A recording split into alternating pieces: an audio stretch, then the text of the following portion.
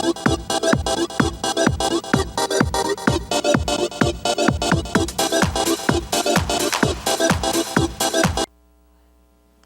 morning, Amador County. This is Supervisor John Plasse with District 1, here to give the board report for yesterday's meeting, May 26th.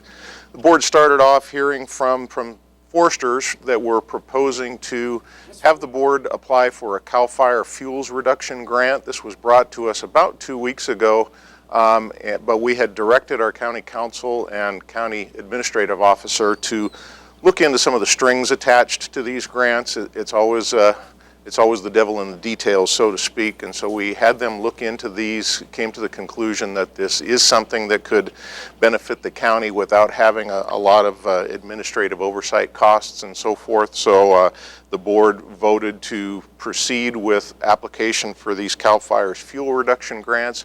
What they will do is help our Public Works Department to continue to do road clearing activities, sort of doubly effective in that the road clearing along the sides of the road, brush clearing and so forth, helps to serve as additional width to fire breaks. County roads sort of achieve a natural fire break opportunity, and by widening that corridor a little bit, increases with visibility for wildlife, and also helps to create a little bigger defensible space in the event a fire gets started.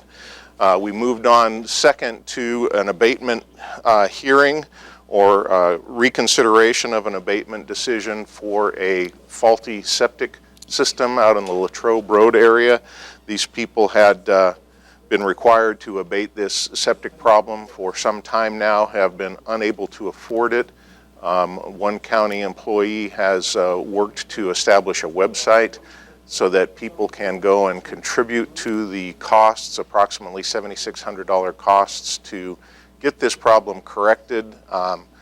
While it's always untenable for the board to be faced with possible eviction notice to a landowner because of their inability to provide for the health and safety needs of everybody around them, it is difficult when you're the property owner downstream of a failing septic system, and it begins to impact your property. So the board gave a 60-day extension with a commitment that significant work would be completed towards the completion of the construction of this alternative septic system, with potential for additional extensions as long as work is proceeding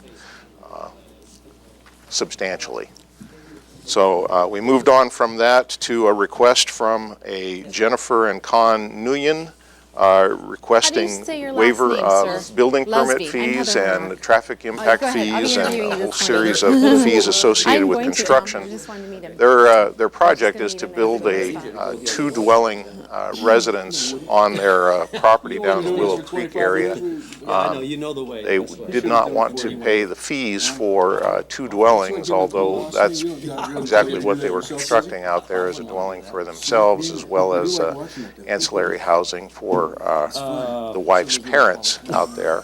The board did decide that what their proposal was viewed as a second dwelling because it was completely independent of the initial dwelling, complete with kitchen, bath, and sleeping facilities. There would be nothing that would prevent that second dwelling from being utilized as a rental property in the future.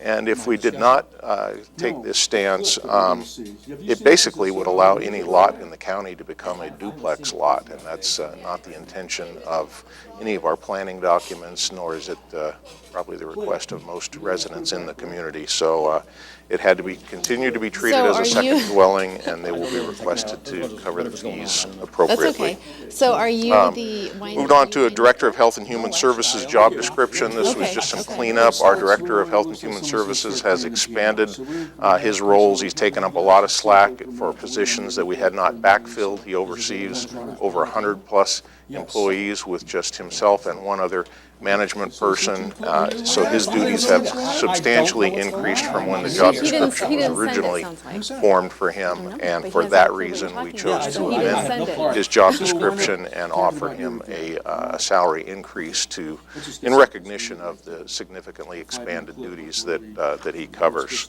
there. The board moved on to discussions about Pine Grove Town Hall. There's been parking issues up there that we've had to contend with, trying to work that out with neighboring property owners. Also, significant vandalism occurring at the Pioneer Park. It's very untenable to continue to fund repairs to vandalized property at a park facility. We're encouraging the neighborhood to keep a close eye out. Also allocated some funding left over from the disposition of a gift to the county in the form of a Rab Collins sort of high-end furniture gift. Some of the proceeds of that will go to the museum, and a host of other projects were completed for the museum project. We gave a lot of commendations to the Amador Historical Society for all the great work they've accomplished at the county museum. With that, we will move on. I was unable to complete that report, but it was a lengthy agenda. We'll catch you next time on TSPN. Thank you. The segment you just watched and all of TSPN's programming is now being posted to YouTube, so you can watch our programming when you want to. Simply go to TSPN's YouTube channel, choose the program playlist button, and if you want to share the clip with a friend, just copy the link and send it. Thank you. We're TSPN TV. Use us. If you're looking for TSPN's news, visit us